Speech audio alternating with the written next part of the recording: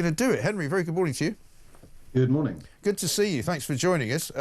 Your piece makes an awful lot of sense, so I assume that it won't make any sense to the government, who seem to think that sort of making announcements about cracking down on social media messages, cracking down on people trying to bring boats from Germany through Holland into France is going to make any difference. You know, the problem here is basically people coming and having the time of their lives, getting paid to be here and being given places to live. Yeah, essentially, the golden rule when it comes to politicians and small boat crossings is look busy.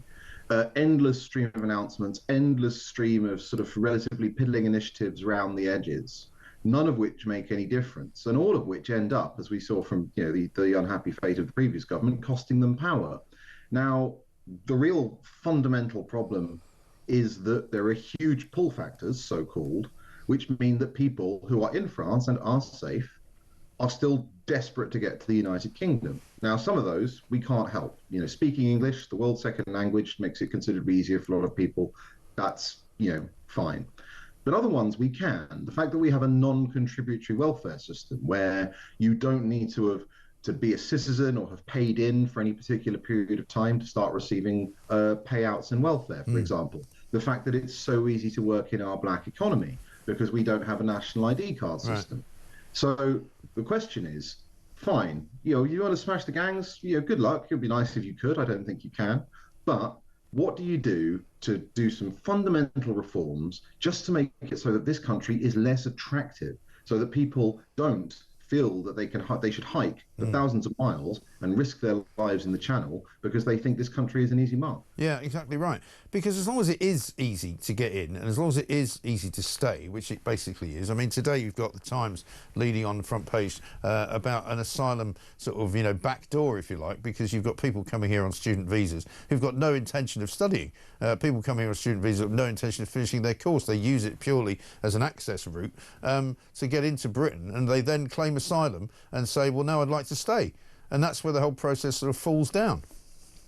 I mean, absolutely. I mean, international students is just an absolutely fascinating example of this, right? Because, we keep hearing that we need them because they basically prop up the university sector, which is crying out for reform. But there's a fascinating chart which was going around one of the right-wing think tanks last month, which basically showed what happened to international student visa applications when the government scrapped and then more or less revived the post-study work visa, which is the bit that lets you stay here for a bit, right? And it was just a cliff that went back up, right? It was a really deep valley. It is being used as an immigration backdoor, both for asylum and for other immigration claims. And we really do need to crack down on it. But again, that is another fundamental reform, because if you did crack down on for overseas students, that's going to punch a big hole in university finances. And that means that you're going to need to accept fewer people going to uni or force them to overhaul how they finance themselves, raise tuition fees. These are some really big questions. And our politicians would much rather give another tough sounding press conference about how they're banning certain kinds of rubber dinghy or whatever it is that they're announcing this week. Yes, exactly right. And of course, an awful lot of these sort of higher education centres are not traditional universities either. They're commercial operations that have been opened up purely and simply to funnel money and to get migrants who might otherwise be coming here illegally to come here legally. I mean, that's the con, isn't it? I mean, that's what's been going on.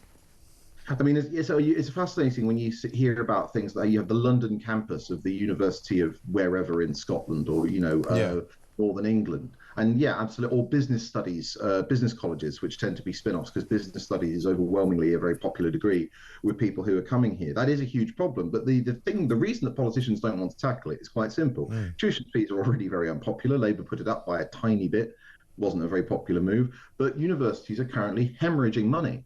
And they lose money on pretty much, I think the research from the Russell Group, they lose money on pretty much every domestic student, even the history graduates like me. So if you cut them off from that money, they have to make changes which might be unpopular. So instead, politicians prefer to just let them keep bringing endless numbers of people over here. I think there are currently 600,000 international students in Britain. That's a city the size of Glasgow. Yeah. distributed around England and Wales. It's amazing. It is ridiculous, and nobody seems to have been able to see that this might become a problem. You know, that's the other thing. I was talking earlier to a couple of our other guests about how this government apparently doesn't seem to think through the consequences of what they decide to do on a day-to-day basis. It almost seems as though for the last 14 years of Tory government, nobody really thought what might happen if they went down that particular road. You know, what will happen if you start saying to people coming here as students, don't worry, you can bring all your dependents as well, and people would turning up with sort of 5, 6, 7 dependents to go to college, and you think that's not going to be a drain on the society? I mean, honestly, it's genuinely a question of a politician just trying to solve a very narrow problem in front of them. This was a real big problem with the Conservatives when they were in office, yeah. right? They keep talking tough on immigration, and then they'd go and appoint a Home Secretary who would talk tough on immigration, and then the departments of immigration, the departments of the Treasury, Business and Education would endlessly advocate for higher numbers, and they'd usually get them. And so the Conservatives would go around sounding tough, and their critics would say that they would lurch to the right and everything else, but the immigration numbers just kept going up and up and up and up and up. And the best case scenario is that the politicians are simply trying to solve a very narrow problem without thinking through the second-order consequences. The most absolutely amazing example of this, not on immigration, but just recently, John Healey, the Defence Secretary, committing Britain to the defence of Taiwan. Yeah. Into the Chinese. That's a strange one. Right. America hasn't committed to the defence of Taiwan, by the way. And 2 years ago, obviously a life age for politicians now, but 2 years ago, John Healey was saying that all the east of Suez stuff was absolutely ridiculous. Like, what's changed? Right. But he just wanted to make an announcement. It's incredible, absolutely amazing. Great column today. Anyway, Henry, thank you very much indeed. Henry Hill, columnist at The Sun, page 10 today. If you want to stop migrants, reform the welfare state and make deporting easier. You know, there it is in a nutshell. Not difficult, is it? Let's see what people are saying on the Sun letters page.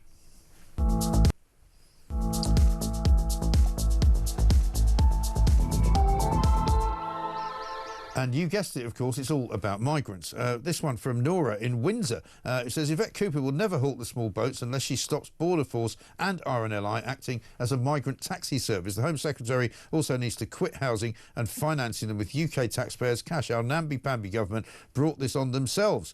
And Helen says from Harwich in Essex, is our Home Secretary so detached from reality that she thinks fast-tracking asylum applications will solve the migrant problem? Doesn't she realise how angry people are over the luxury awarded to illegal immigrants? Stop their perks, get us out of the European Court of Human Rights, control the borders and start earning your pay. Ms Cooper. Well, you know, there's a whole host of them along similar lines. It's very clear that people are sick to the back teeth. They have had enough. They absolutely have had enough. Michael in North Staffordshire. It's a pretty bad day. I can't put a silver lining on it, and there is no feel-good factor here in the UK. I'm surprised there aren't protests outside Buckingham Palace instructing the King to dissolve his government whilst there is a chance of recovery. It can't wait another year, let alone another 1,400 days. Thank you, Mike. I know. It seems so precarious now, doesn't it? It seems as though everything that the government touches literally just falls apart in their hands and turns to dust. Let's get a voice note from Laura. Morning, Mike. Laura in Wiltshire. Listening to your piece with the American interviewee talking about us being war ready and having supplies.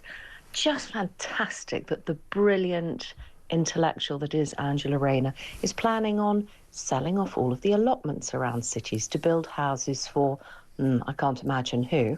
Meanwhile, farmers are being encouraged to plant solar panels because those are really good to eat if we had a war. Honestly, I'm almost ready to give up listening to or reading the news, but thank goodness you keep us sane. Great show. I'm going to try and keep everybody sane as well. We do the news a slightly different way here on Morning Glory, but we bring it to you nonetheless.